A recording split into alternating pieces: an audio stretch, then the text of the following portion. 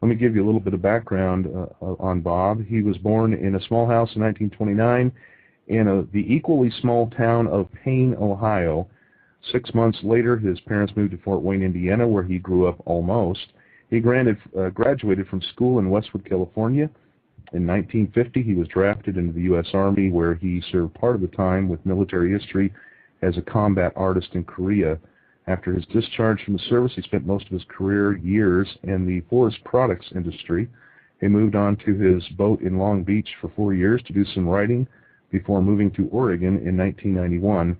He now divides his time between the Oregon coast and southern Baja, Mexico, where he is currently. Welcome to the show, Bob. Thank you very much. Linda, by the way, my fiance, she added those almost. Yeah, yeah. I didn't read that part. He said the author is almost grown up. Welcome to the show, Bob. It's nice to have you with us. Thank you, guys. Hey, I love that intro music. Oh yeah. What a mood that put you in. Yeah. Yeah, that was the Doug in a bad moment. All right, I had help from the mixer. Yeah, we had to take that away from him eventually, Bob. Yeah, I got it all. Yeah, funny. So it sounds like you have a good time here.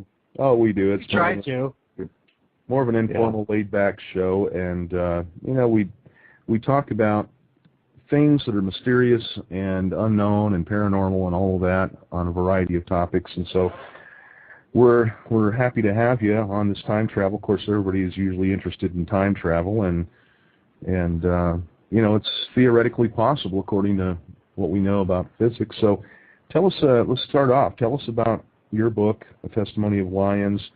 What prompted you to write it? And, let's get into our discussion. Well, like you said, it's probably the most interesting subject matter I can think of, and I could not have a story without having delved into time travel. And I had a call from a guy the other night, actually calling from London, it's an interview talk show, and he was trying to get me to insist that I knew something I didn't know that I knew about time travel. And I said, look, I'm a science fiction writer. I read things other people say, but I said, I'm not a physicist. And he spent 24 minutes trying to get me to say something that, I have no idea. I think it can be.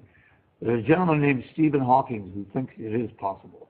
And you don't get much brighter than him. Too bad his poor body in the shape in. But, so you're going to disappoint our audience tonight, Bob, by not being part of Black Ops and not having all the secrets. No. Gosh darn it. No.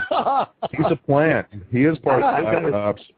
In the book, there's a way how he does it, and how my little pea brain come up with it, and I didn't put him in a DeLorean and run him down the street with fire behind him and stuff like that. Oh, how could it be that? Absolute way. What he does is he's been about 17 years working for NASA, or I should say for Rand Corporation, one of these top secret think tanks. And about 17 years he's been down the wrong path of just special and general relativity, and he finally does cross over into quantum mechanics and physics, and by the time he got down in the middle there, he came up with an equation that did allow him to double the speed of light, and that's set up his own time reversal continuum, and he actually formed his own wormhole through space and time, and he wants to go back to the first century in Jerusalem, in Judea, because he felt that the only reason that you and I are talking right here right now, it can only be one of two reasons, unless somebody's come up with a third alternative, and that's either creation and or evolution.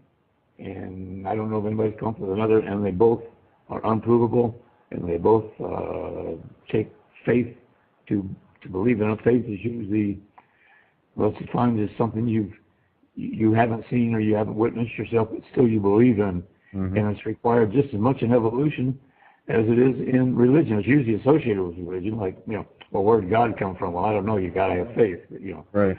Questions like that. But no Christian has ever been around today has ever seen Jesus Christ. No Jew has ever seen Moses.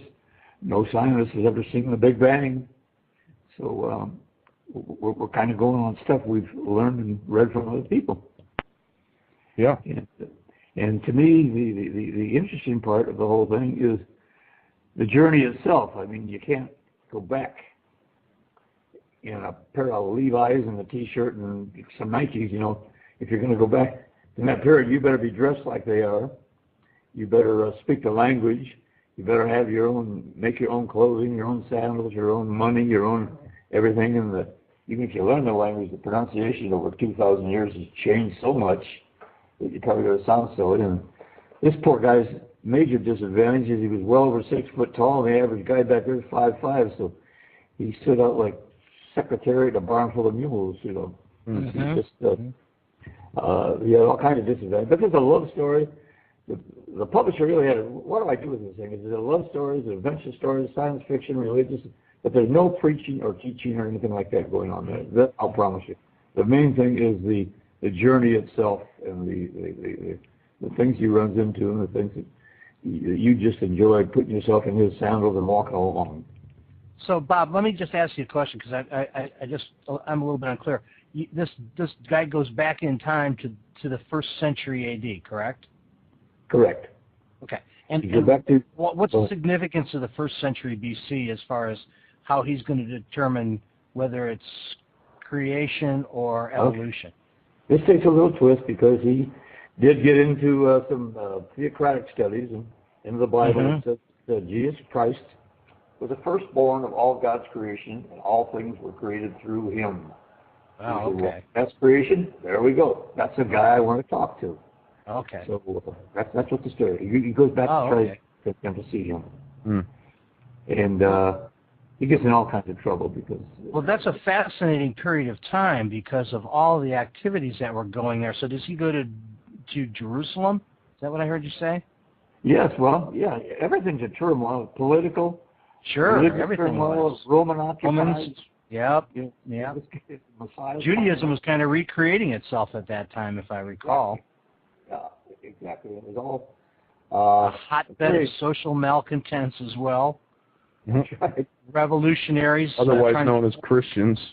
Well, no, there were Jews. The Jews were fighting against Roman occupation, and they had stomped out. And within the next probably 30, 40 years, they completely just razed the temple right to the ground. There, they burned it to the ground. What we would refer to as terrorists today, or the Romans would refer to as terrorists. Wow. They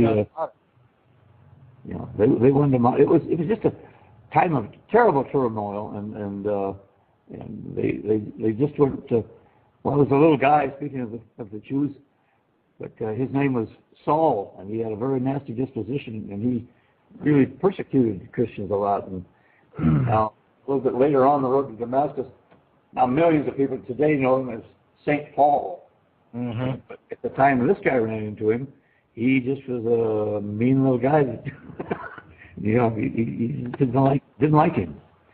And he's got some of these almost like 007 or whatever. He brings a lot of modern stuff with him back there that he can do things with. And the people say, well, who are you, or what are you doing? And the United States government's going nuts because they got this thing out there that they don't know where it is. The guy took it unauthorized. Mm-hmm. And what if any other nation? I wrote it, by the way, during the. I plugged it in before while it was still the Soviet Union instead of before the breakup of the Soviet Union. Mm-hmm. So everybody in the world could, if they ever found out if we could fix wheat prices or pork bellies or what the gold spot's going to be or where oil, and if they knew that we had much equipment like that, the whole world economy would collapse. So this was the best kept secret since the Manhattan Project, or even better. Mm-hmm. It's all part of a mystery of the book, and the United States government's going nuts looking for the guy, and they're looking for him back there, and he's still looking for who he's looking for, and it's just I think he really is a lot plugged into a very small book. In this thing, but time travel, to me, I don't think any night I go to bed that I say, well, who do I visit tonight? Leonardo da Vinci, or do I want to see Voltaire, how about Copernicus? Can you just imagine chatting with these people and seeing exactly how they thought? Like religion, as you know, they were science, and the Earth was the center of the universe. Well, Da Vinci knew better than that, and Copernicus. Yeah, Copernicus certainly did. He did not release his work until the day he died because he didn't want the problems of heresy and all that sort of stuff. They weren't very nice in those days if you disagreed with them. And so he they knew that the Earth was the center of the universe. But now even Leonardo da Vinci spent the last 12 years, he recanted. He said, no, I made a mistake. The Earth is the center. But he spent the last 12 years under what today we would call house arrest for even holding the view. But then I guess it was 1859 or something like that, this guy Darwin come along and writes his stuff about how we evolved from lower animals, and that became what is taught in all institutions of higher learning today. Mm-hmm. Because here's this little 3-foot tall female hairy thing, Africanus, and that went into Homo sapiens, Homo erectus, Neanderthal, into Cro-Magnon, and so here we are talking today on an intelligent level that if we can survive our own technology, I'd be dying to see where we're going to be 1,000 years from now if we can get into time travel. Well, time travel. What do you think, Bob, about? Do you have any elements of the old time travel paradox within your story? Given any of the plot away, is there a paradox, or do you personally think there's a paradox with time travel? Well, as I said, this book asks all the questions that are unanswerable, and I just don't know. Mm-hmm. It's hard to conceive of something re-happening that's already happened, and then you get into all the things. Well, what if you did one little thing to change it? Mm-hmm. What if you stepped on a bug, or what if you ran Sound of Thunder by Ray Bradbury, one of the finest short stories, science fiction short stories ever written, where what you said just exactly happened, and that's a fantastic. What a terrific short story that is. Now, but the ramifications of one simple misstep, over the course of millennia. Well, I bring up the thing in the book about let's suppose we went back to, say, 1932, and we got some loudmouth little paper hanger over there in Berlin, and what if we took him and a guy named Goring and a guy named Goebbels and, some of his cohorts, Hess, and took them out? What would happen? Would there have been a World War II? Mm-hmm. Who knows? Exactly. It depends on what you adhere to. If you believe in quantum physics, then it does happen. They kill him, and it splits off into an infinite number of different timelines. Exactly. So that's the most fascinating part about it. I know Ray Bradbury, such a great writer, but when he says, "Beam me up, Scotty," and Scotty, he breaks down every atom in your body, he transports it to a different place and reassembles it. I think if that's possible, time travel is certainly possible. Yeah. Because that's really a stretch to do. But that was Gene Roddenberry. That wasn't Ray Bradbury. Gene Roddenberry was Star Trek. You're right. Bradbury is probably one of the greatest American short story science fiction writers ever. Right. No doubt about it. But when you think about that, because that violates all the laws of quantum physics. Hence, in Star Trek, they had to have the Heisenberg converter to compensate for the fact that nobody can ever, according to quantum theory, if I'm halfway correct, can be able to predict the position of one atom at any space in any place and time. That's my understanding also. They have these what they call colliders going right now. Kaleidoscopes. They've got one 4 miles long here in the United States, and they're building one 17 miles long over in Switzerland. And what they're trying to do is get one atom to collide with another, and that's supposed to form a little black hole, and that's that'll tell us a lot of stuff. They're just propelled by high-powered magnets, and they just pick up. They don't reach light speed, but according to Einstein, if you ever reach light speed, at least you would get the ultimate. If matter ever did, I should say, it would turn into the ultimate mass, and time itself would stop. But that can't be if we. You can't do it in Einstein's universe. He has a That's right. That's right. And so therefore, with the whole theory is that the faster you go, the more mass you accumulate, so that you can never cross that threshold point. But I've always kind of wondered, and I'm sure you have too, Bob, is how do we know that? We all know that a black hole is a star that's collapsed in upon itself, and gravity has become so great and so dense and so kind of intensified in one spot that not even light can escape. So when that occurs, the black hole disappears from the universe. So how can we say that with a magnetic field strong enough, you can't rip the fabric of time and space and create your own little black hole or wormhole? Well, that's of course. You just hit it right in the button right there. What's on the other side of that? Is there a parallel universe? Mm-hmm. Mm-hmm. Going down on that thing, supposed to rip everything apart. It's supposed to be unimaginable density, and supposedly there's one in every galaxy. There's 350 billion galaxies and 350 billion stars in every galaxy, and probably several in our own little galaxy. We're sitting here, and 85% of everything in the universe is made up of dark matter. Right. That's something you can't touch, feel, smell, but they know it's there. The same as dark energy. Yep. And there's two separate things. But gravity is what brings these constellations in. And that's the sad part. We really don't even understand gravity fully yet. We don't understand it, and we're like light years away from it. But the potential for using gravity for not only space travel, but for traveling in time is, seems to be there.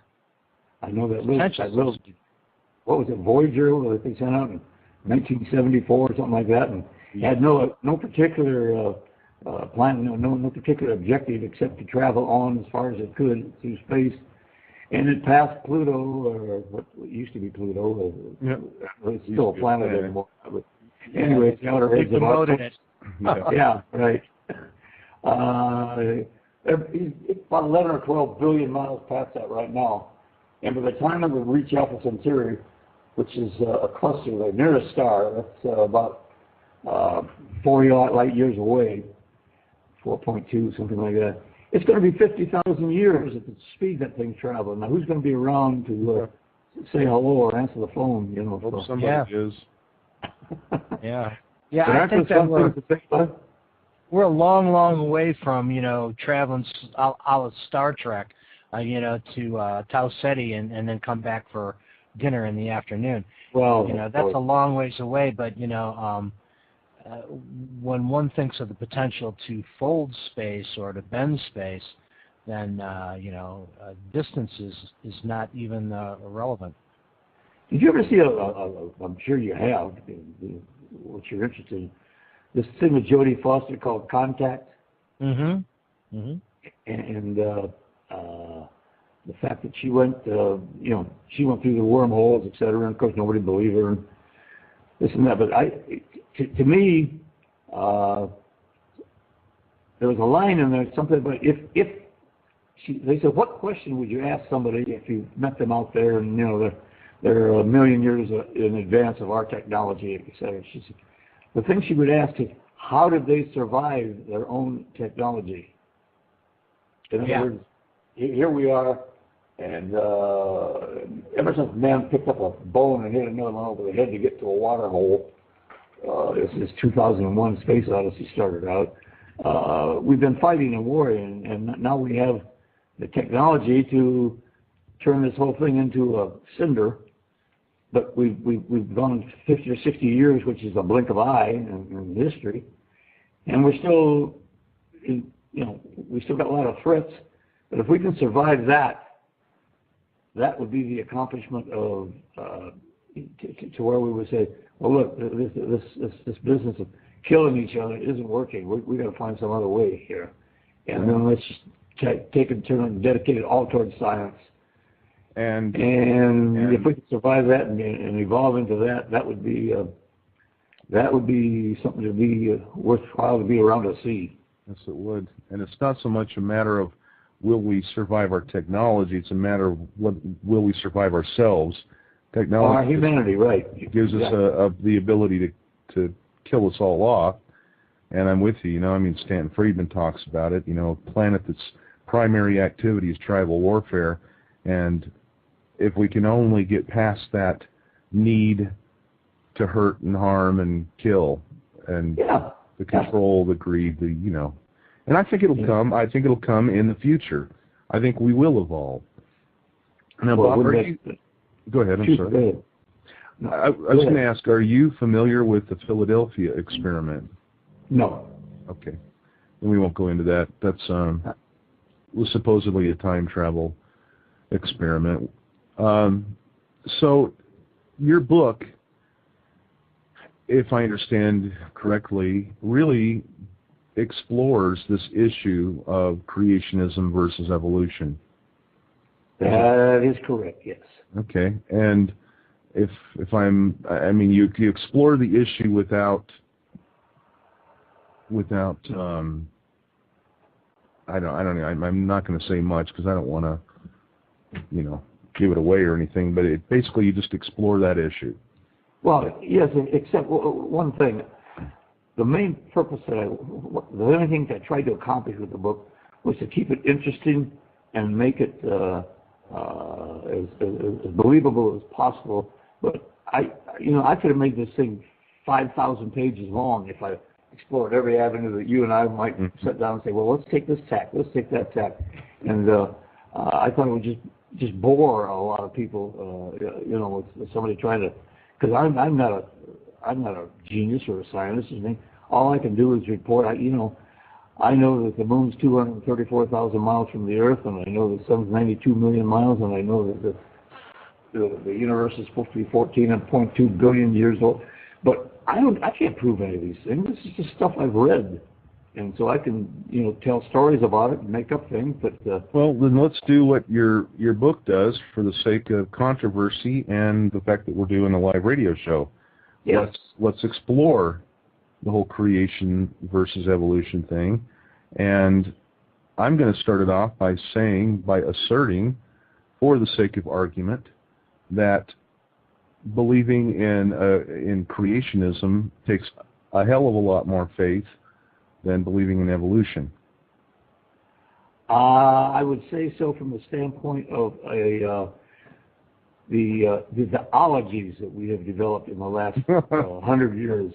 Paleontology, zoology, geology, all the things that give you proof of a jawbone, everything from a tooth to a total skeleton to the ice core drillings that go back 2.5 million years, and they can tell what the temperatures were and how much, if a volcano erupted that year or what. There's just so much more scientific evidence that leans towards evolution. Mm-hmm. And creation, all you have is some books, and that's enough for a lot of people.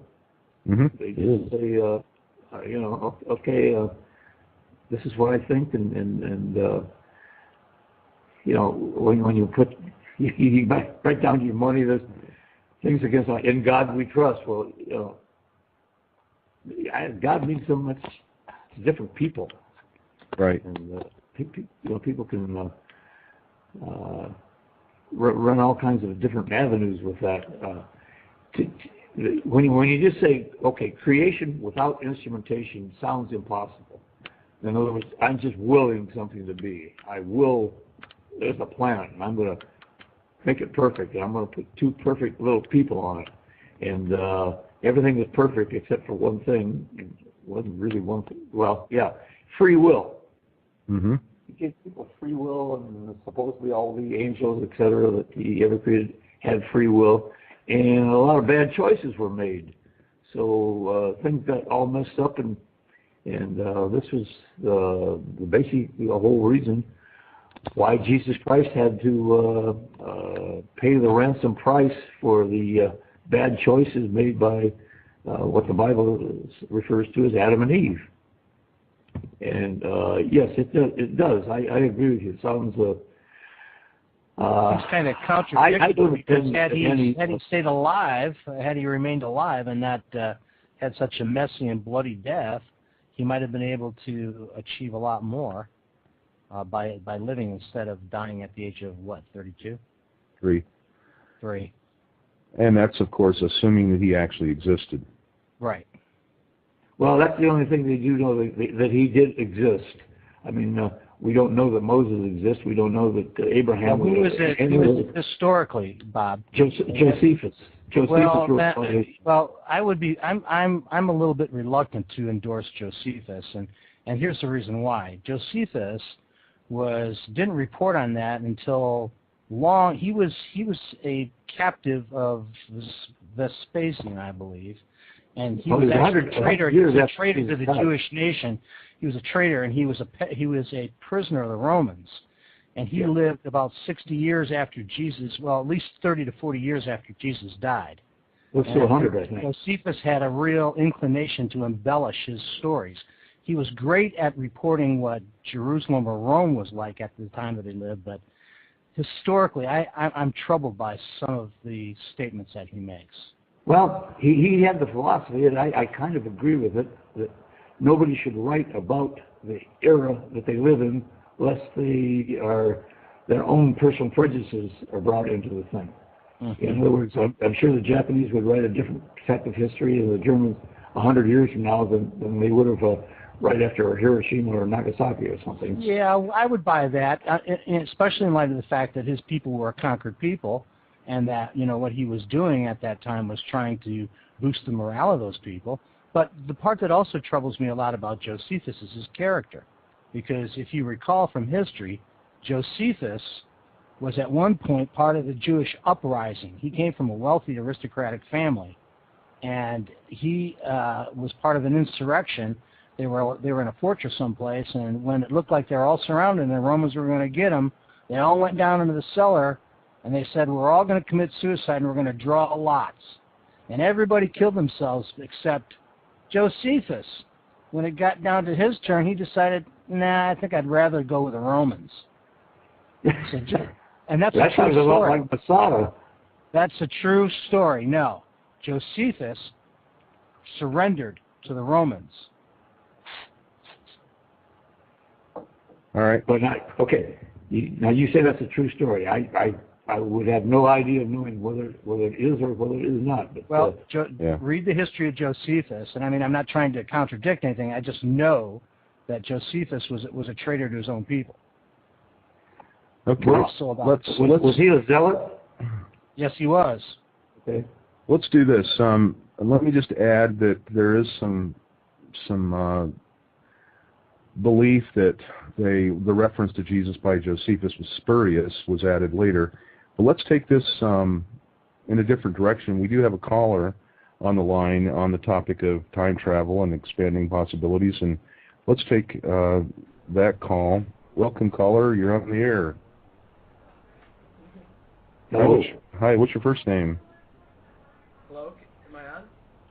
Yeah, you're on, but we can't hear you very well. Oh. Can you speak up a little bit for us, caller? 32 man, 7 dude. Yes, what's your first name? 32 man, 7 dude. What's your first name? He doesn't have one. Man, 7 dude. He can't remember. Hey, T-Rex, we can't hear you very well. You had some comments on... yeah, that's a little better. You had some comments on time travel? Yeah. Yep. That's better. Alright, so I was, flipping through my science channel from, the Discovery Channel. Science channel on TV, and picked up this show about quantum physics and some time travels. And so the time travels and the quantum physics were like impossible now. Right. And like, what did they say was the reason they're possible? Well, they were talking about these superposition is. I don't know if you're familiar with the superposition is, but they're talking about the superpositionings and like, how, you know, yeah, superpositionings. Superpositioning?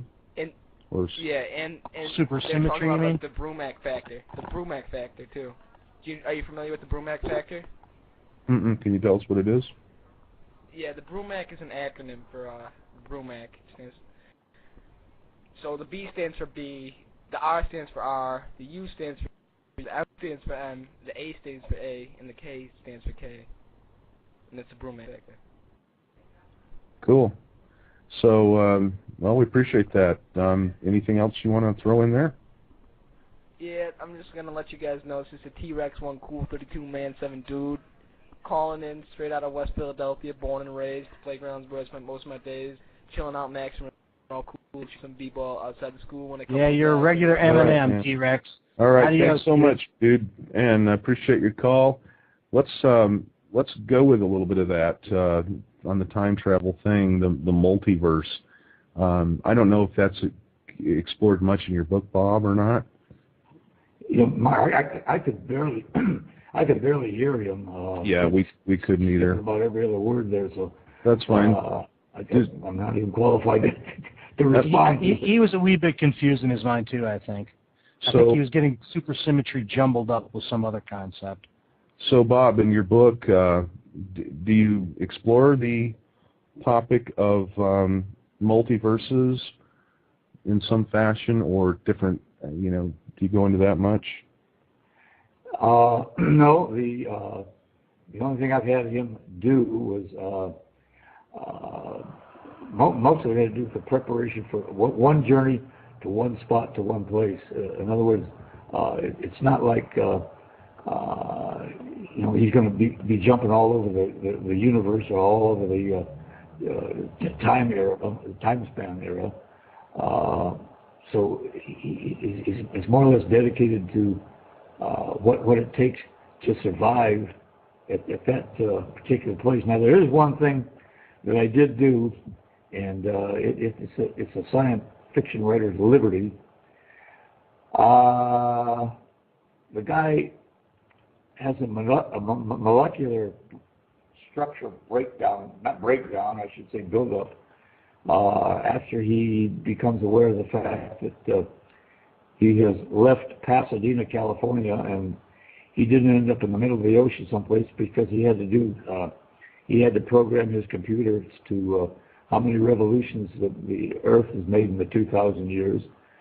And so hopefully he would end up on that side of the planet and not have to spend the rest of his life with North American Indians or end up in the Atlantic Ocean someplace.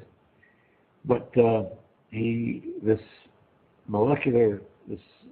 phenomenon that took place within him gave him, well, you might say, super strength. He didn't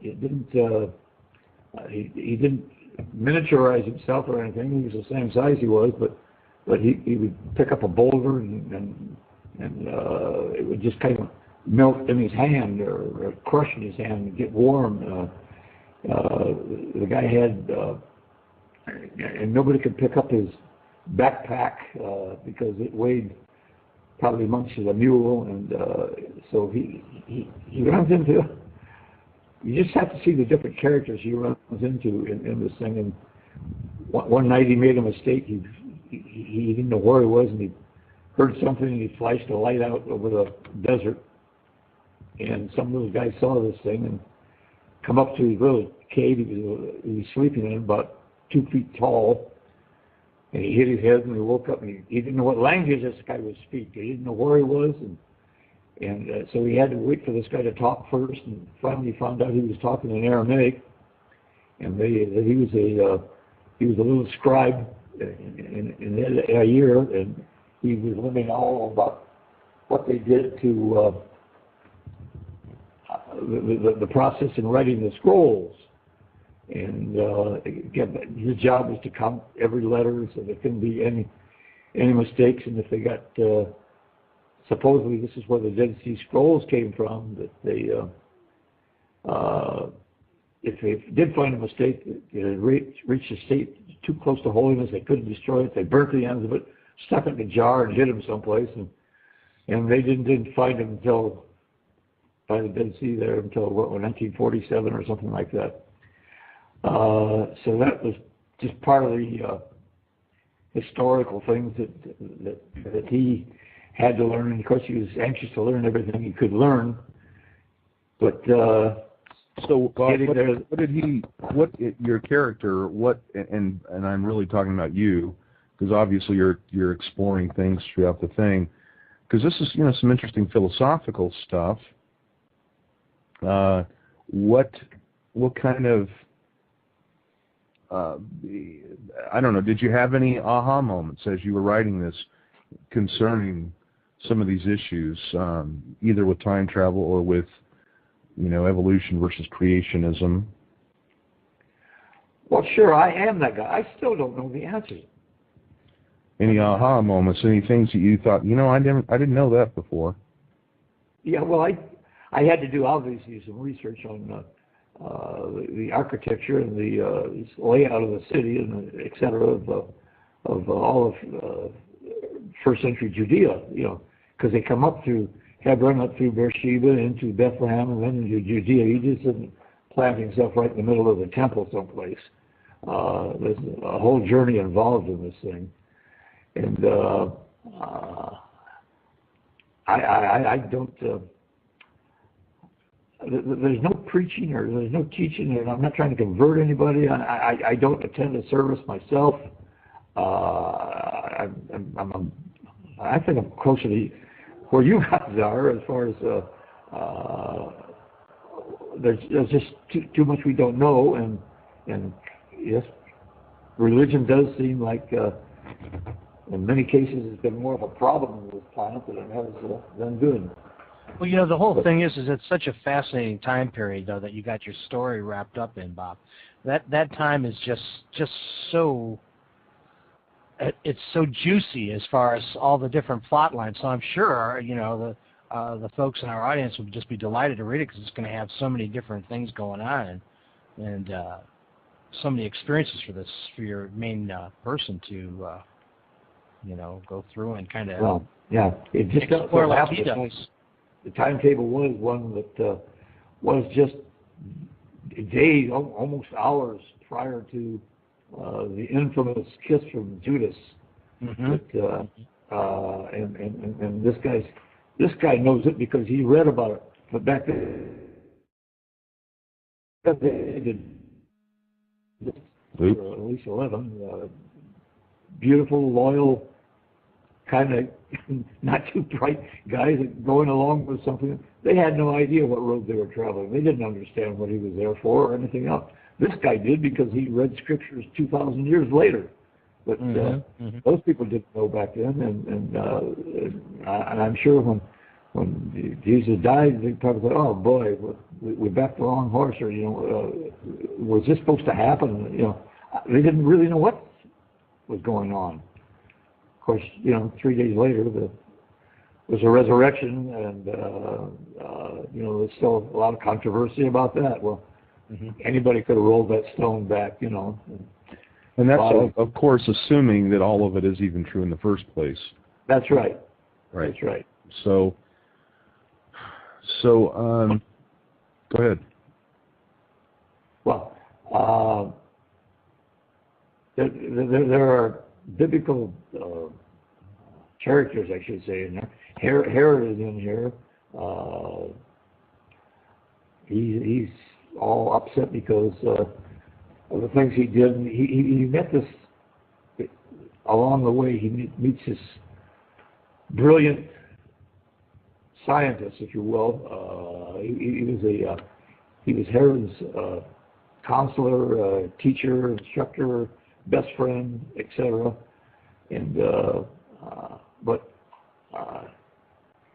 and Herod was belating the fact of what he had done at a birthday party a couple of years prior to that, because this man they met up. He had been to Egypt, and they met on the road to Jerusalem. All right, and let's do this, Bob. Let's let people know where they can find out more about your book and order it. Sure. You want to give out your information and Yeah, can I give my website? Absolutely. Please. Yeah, please do. It's the same name as the book. It's www.atestimonyoflions.com, and the book can be purchased any place, from Amazon to any bookstore will order the thing for you if they don't have it in. And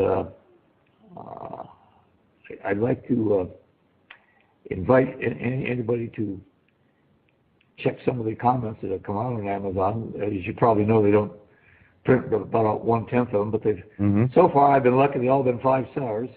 That's wonderful. Yeah. Maybe you'll have, is Hollywood beating on your door yet? Oh, this thing just cries out to be. Don't laugh at this, please. But I thought, one of the most bankable stars in the world is Mel Gibson, and banking is all there is to the movie business.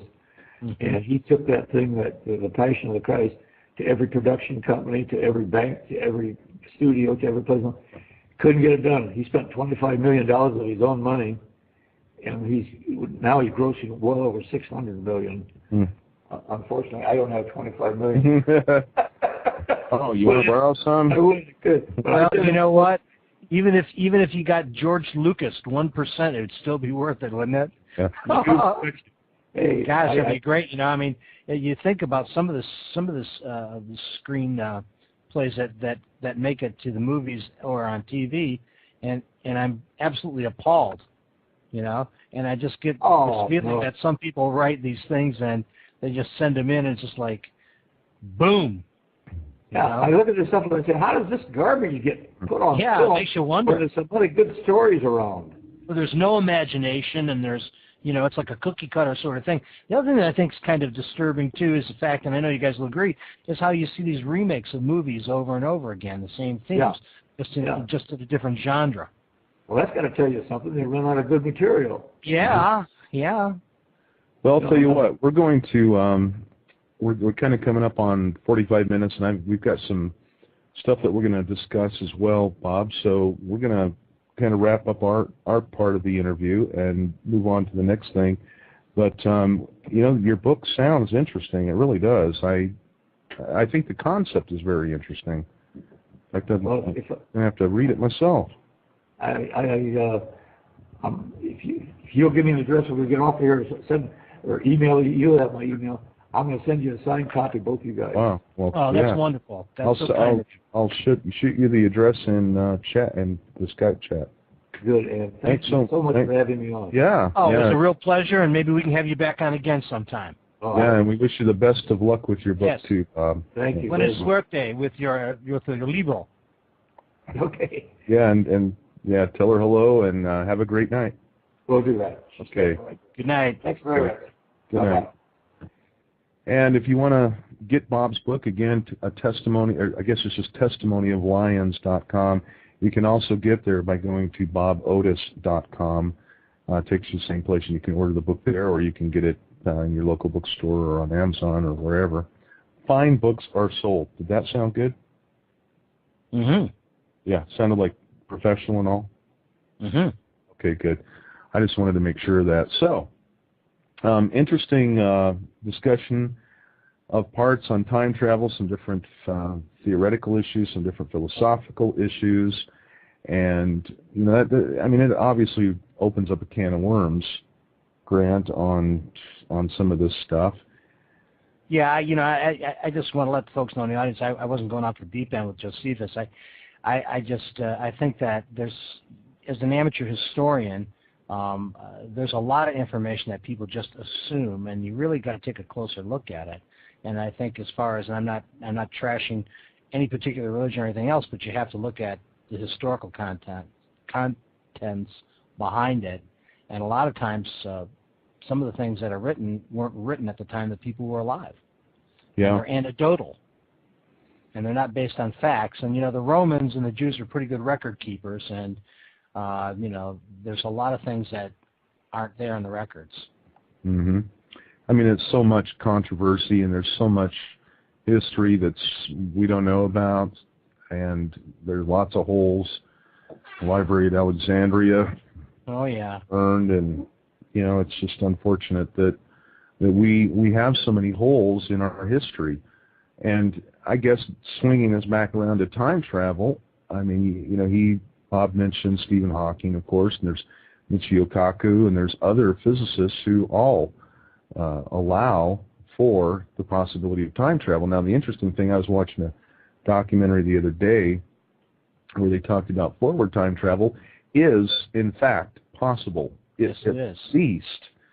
Yeah, I mean, and it's very simple. I mean, and this is not exactly what we might think of, in time travel, but if we were to go at the speed of light or near the speed of light, we would age normally while the rest of the world sped up. So we went out on a short trek at the speed of light and came back, of course, everybody that we knew would be gone.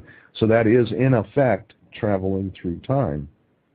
However, well, you do the same thing on an airliner, except the magnitude of time is so minuscule in comparison that time, the faster you go, time actually slows down. But in comparison, that's called time dilation, and that's like with the twin brothers. One goes to Alpha Centauri, he ages 4 years.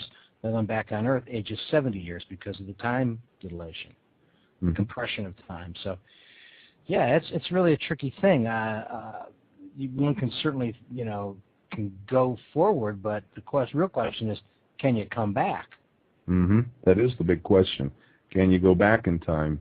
Now, obviously, I don't know. But that's thinking, though, Doug, in strictly in linear terms. If you think of time in nonlinear terms, then it's plausible, to me at least, that you should be able to come back, go and come back. Especially think of an oxbow in a river. There should be parts where where you could come back in fairly close proximity, but hey, 100 years may not be close enough. Right. I personally think that just about everything is possible. We just need to learn how. And, of course, with the breakthroughs that physics is now making, especially quantum physics, quantum mechanics, a lot of the stuff that we thought as science fiction a few years or decades ago is true, like the multiverse, parallel universes. I mean, they've all but shown that that's the case. An electron can be in two places at the same time, or an atom. So, and they can communicate. There's in multi-dimensions, string theory is based on multi-dimensions, that we can't see and that we can't even comprehend at this point in time. And then, of course, the whole parallel universe thing can come into play in paranormal research of a variety of ways, not only in parapsychology and hauntings, but also in ufology. I mean, there's been some conjecture, some speculating that when a ghost is seen or a spirit is felt or seen or an apparition, that sort of thing, we're talking about a different, we're talking about timelines or dimensions overlapping. The same is true with, interdimensional aliens, or some have even speculated that on mysterious creatures such as Sasquatch. Maybe there's some overlapping of things. That's all conjecture. It's all speculation. We have, of course, no way right now of knowing that. But it's an interesting concept. But though, too, the one thing I thought that was the one part that I find so troubling about creationism is that creationism is pure arrogance. It's pure human arrogance. And just to be clear with everybody, the creationism basically states that the Earth and the universe are 6,000 years old.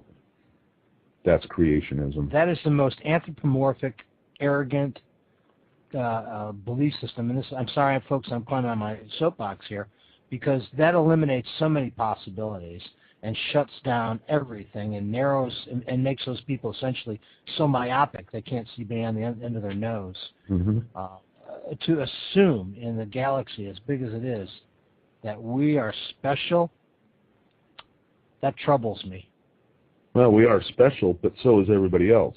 We're not the only ones. Yeah, thank you, Doug, for clarifying that. That we are let me put it as scientifically and professionally as I can. We're the specialists. We're God's favorites. We're His most favorites. Well, and that's the problem. And there's a comment here in the chat room that's apropos. Ange makes the statement that may explain why some apparitions appear in time period dress, time shifts, and that's, that would it makes sense. I mean, they appear that way. Of course, there's all kinds of speculation on why they do, but I think the whole parallel universe, quantum mechanics, and we've had Dr. Roll on before. We talked about quantum entanglement and PK, psychokinetic events. There is somehow that they're all connected. There's some connection with all this. I don't know. Doug, we had to tell them about what we experienced on last Saturday night. Go for it. Well, we went out to Brenda and Bud Hoshaw's to do some presentations for some Red Hawk retreat. We had the Paranexus monthly forum there. Mm-hmm. Yep. And so while we were out there, Gregory Kent was doing a table tipping exercise, and some of us were watching, and others were talking in the background. And most of the people that were sitting at the table tipping were younger kids that wanted to get in on it because they had come out with their families and stuff, and so they're getting a big charge out of it. The table was moving. It always does out there. And wasn't paying a great deal of attention, but two of our best psychics were on the table that night. And all of a sudden, out of the blue, we started hearing a conversation about somebody who was very upset, who had supposedly come through, that they had contacted. And that person was very upset, and they were complaining about a situation where a lot of people had died, and it wasn't fair what they had done to them. And I kind of overheard the conversation, and it reminded me of a situation that happened at the end of World War II, which was the port of Chicago, where a large number of people, soldiers and sailors, were loading munition ships, and the ships blew up. Well, the contact that came through in the seance that night stated that it wasn't fair because they were black. And in that particular incident, 320 black sailors lost their lives in a fraction of a second. They were vaporized in this tremendous explosion. And the thing that Doug and I had kind of talked about before we went on air was that didn't really strike me as odd at the time, but the longer I've thought about it, I just thought it was kind of a completely out of place sort of thing that had a little tinge to the bizarre. That was my take. Well, where did it come from? Well, the thing is that you'd mentioned earlier, off air, was that these black sailors were loading these munition ships under unsafe conditions. Mm-hmm. So it was almost like they were being taken advantage of, which is unacceptable. Mm-hmm. And so the real thing, the power of this story is that they were at the table doing the table tipping, and you were nearby, and you heard that, and then you made a comment. What did you say? I just said he's upset because they were black and they were discriminated against. And then what did the table do? The table was all over the place. Yeah. Yeah, and so interesting. And it came out of it. In fact, if you want to watch that segment of the table tipping, you can see it on paranexus.org. If you go to the gallery and listen, it's in there. Just go to the gallery and look for, under the video library, look for the Paranexus Monthly Forum and the table tipping videos there. We've got about, 15, 16 minutes of it. But it starts just about that time when Grant makes the comment about that, and the table kind of goes haywire. Kind of an interesting thing. And we're coming up on our last 3 or so minutes here. So, well, the thing that was also interesting, Doug, was the fact that, there were kids at that table. They would have never have known that. Right. They were like, those kids weren't over 13 or 14 years old. And so the only two people who might have been familiar with that, because it's an obscure part of history. It's something a lot of people don't know about. And adults. Yeah, and that, and if they had of, man, I just don't know. I'll have to ask them. I don't know if Gregory or Lori knew anything about it, and there was some other adults there, but it was an interesting thing. Table tippings are always interesting, and it's part of our research, trying to figure out what exactly is going on with the table, and we continue to do that. We're going to have another Paranexus Monthly Forum. I believe it's, let me check the date. It's the second Saturday of May. That is going to be the 9th, May 9th. at Red Hawk Retreat. There is information on paranexus.org right up at the top. And we haven't outlined the program yet, but it's we've got it slated to start at 6. You can get there as early as 4. The place is beautiful. Walk the grounds. We'll try to have a good program, and of course Gregory will typically be there, and we'll usually be doing a table tipping afterward just as an informal thing. So if you're interested in seeing a table tipping live or participating, then and you're in the Florida area, the Tampa, general greater Tampa area, or even in Florida, feel free to join us. Interesting time, a place to learn, a place to network and share and meet new people. It's a nice opportunity. So we're down to about a minute. Next week we have an interesting program. It is entitled Your Worst Nightmare, Supernatural Assault with Andrew Barnes and Paul Tate. This is a video that they produced about a number of things surrounding sleep paralysis, but not just sleep paralysis. So if you have any interest in abductions or in people waking up and seeing spirits, that kind of a thing, yeah, on this time travel. Of course, everybody is usually interested in time travel, and you know, it's theoretically possible according to what we know about physics. So tell us, let's start off. Tell us about your book, A Testimony of Lions. What prompted you to write it, and you know, let's get into our discussion. Well, like you said, it's probably the most interesting subject matter I can think of, and I could not have a story without having delved into time travel. And I had a call from a guy the other night, actually calling from London, it's an interview talk show, and he was trying to get me to insist that I knew something I didn't know that I knew about time travel. And I said, look, I'm a science fiction writer. I read things other people say, but I said, I'm not a physicist.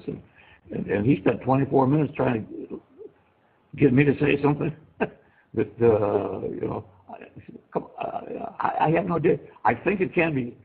There's a gentleman named Stephen Hawking who thinks it is possible. And you don't get much brighter than him. Too bad. Yep. Poor body in the shape in. But so you're going to disappoint our audience tonight, Bob, by not being part of Black Ops and not having all the secrets. No. Gosh darn it. No. He's a plant. He is part of Black Ops. In the book, there's a way how he does it, and how, you know, my little pea brain come up with it, and I didn't put him in a DeLorean and run him down the street with fire behind him and stuff like that. Oh, how? Let me give you a little bit of background on Bob. He was born in a small house in 1929 in the equally small town of Payne, Ohio. 6 months later, his parents moved to Fort Wayne, Indiana, where he grew up almost. He graduated from school in Westwood, California. In 1950, he was drafted into the U.S. Army, where he served part of the time with military history as a combat artist in Korea. After his discharge from the service, he spent most of his career years in the forest products industry. He moved on to his boat in Long Beach for 4 years to do some writing before moving to Oregon in 1991. He now divides his time between the Oregon coast and southern Baja, Mexico, where he is currently. Welcome to the show, Bob. Thank you very much. Linda, by the way, my fiance, she added those almost. Yeah. Yeah, I didn't read that part. He said the author is almost grown up. Welcome to the show, Bob. It's nice to have you with us. Thank you, guys. Hey, I love that intro music. Oh yeah. What a mood that put you in, yeah. Yeah, that was the Doug in a bad moment. All right, I had help from the mixer. Yeah, we had to take that away from him eventually, Bob. Yeah, I got wild with it. Yeah, funny. So it sounds like you have a good time here. Oh, we do. It's try to. More of an informal, laid-back show, and you know, we talk about things that are mysterious and unknown and paranormal and all of that on a variety of topics, and so we're happy to have all God's creation, and all things were created through Him. Oh, okay. That's creation. There we go. That's the guy I want to talk to. Okay. So that's what the story. He goes back to try to get them to see him, and he gets in all kinds of trouble because. Well, that's a fascinating period of time because of all the activities that were going there. So does he go to Jerusalem? Is that what I heard you say? Yes, well, yeah, everything's in turmoil. Political, Sure, religious everything turmoil, was. Roman occupied. Romans, yep, You know, yep. Messiah. Judaism was kind of recreating itself at that time, if I recall. Yeah, exactly. It was all A hotbed of social malcontents as well. That's right. Revolutionaries, otherwise known as Christians. Well, no, there were Jews. The Jews were fighting against Roman occupation, and they had stomped out. And within the next probably 30, 40 years, they completely just razed the temple right to the ground. There, they burned it to the ground. Zealots are what we would refer to as terrorists today, or the Romans would refer to as terrorists. Wow. But they wanted them out. It was just a time of terrible turmoil, and they just went to. Well, there was a little guy, speaking of the Jews, but his name was Saul, and he had a very nasty disposition, and he really persecuted Christians a lot. And now, a little bit later on the road to Damascus, now millions of people today know him as Saint Paul. Mm-hmm. But at the time this guy ran into him, he read from other people. Yeah. And to me, the interesting part of the whole thing is the journey itself. I mean, you can't go back in a pair of Levi's and a T-shirt and some Nikes. You know, if you're going to go back in that period, you better be dressed like they are. You better speak the language.